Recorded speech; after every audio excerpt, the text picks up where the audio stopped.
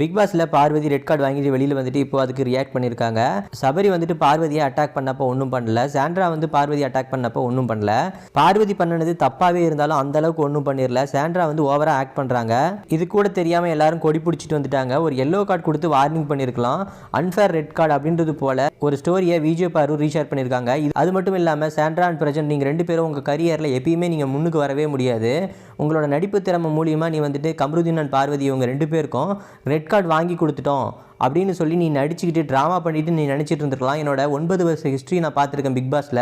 கண்டிப்பாக நீங்கள் வந்துட்டு கரியரில் முன்னுக்கு வரவே மாட்டீங்க அப்படின்னு சொல்லிட்டு ஃபேட்மேன் ரவீந்திரன் வந்துட்டு பிக் பாஸ் ரிவ்யூ பண்ணியிருக்காரு.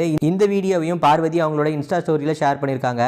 அதுக்கப்புறமா இது வரைக்கும் பிக் பாஸ் ப்ரோமோவில் இது வரைக்கும் 320 ப்ரோமோ வந்திருக்கு. அதில் 220 ப்ரோமோ பார்வதி வச்சு வந்தது தான். பார்வதி இந்த ஷோவில் ரிமூவ் பண்ணிட்டீங்க அப்படின்னா இந்த ஷோவில் ஒன்றுமே கிடையாது. இது பாசிட்டிவாக இருக்கட்டும் நெகட்டிவாக இருக்கட்டும் இந்த ஷோவை ரன் பண்ணது பார்வதி தான் அப்படின்னு சொல்கிறாங்க. அதை கூட வெக்கமே இல்லாமல் இந்த தருதலை ஷேர் பண்ணி வச்சிருக்குது. பாசிட்டிவ் நெகட்டிவ் எப்படி என்னங்கிறத யோசிக்காமல் நம்ம பண்ணது ரைட்டாக இருந்தால் ரைட்டுன்னு சொல்லலாம், தப்பாக இருக்கிறப்ப திருத்திக்கலாம். அதை விட்டுட்டு யாரோ ஒருத்தன் பாசிட்டிவாக இருந்தாலும் நெகட்டிவாக இருந்தாலும் பரவாயில்ல அப்படின்னு சொல்கிறான். அதுக்கு இந்த தருதலை ஷேரை போட்டு ஃபயரை விட்டுட்டு இருக்குது. அதுக்கப்புறமா பார்வதிக்கு திவ்யா மேலே இன்னும் வன்மம் அடங்கலை போல. ஏன்னா அடிச்ச அடி அப்படி கார் டாஸ்க்லேயே இருக்கட்டும், நேற்று ரெட் கார்டு கொடுக்கும்போதா இருக்கட்டும் பயங்கரமாக செலிப்ரேட் பண்ணியிருந்தாங்க. அது மட்டும் இல்லாமல் நீ வெளியில் போடி உனக்கு ரெட் கார்டு கொடுத்துட்டாங்கல்ல அப்படின்னு சொல்லி பேசினதாக இருக்கட்டும். அதுக்கப்புறமா கமருதீன் கிட்டே உன்னை ஏற்றி விட்றான்னு நான் அப்பயே சொன்னேன் இல்லை அப்படின்றது போலலாம் பேசினப்ப எவ்வளோ வன்மத்தை வச்சுட்டு இருந்தாங்களோ தெரியல. வெளியில் வந்து பார்வதி அண்ட் திவ்யா 2 பேரும் சண்டை போடுற கிளிப்ஸ் எல்லாம் எடிட் பண்ணி திவ்யாவை பார்வதி போட்டு பழக்கிற மாதிரியான மீம்ஸ் எல்லாம் போட்டிருக்காங்க. இதெல்லாம் ரீஷேர் பண்ணிட்டு உட்காந்துட்டு இருக்குது இந்த சனியை.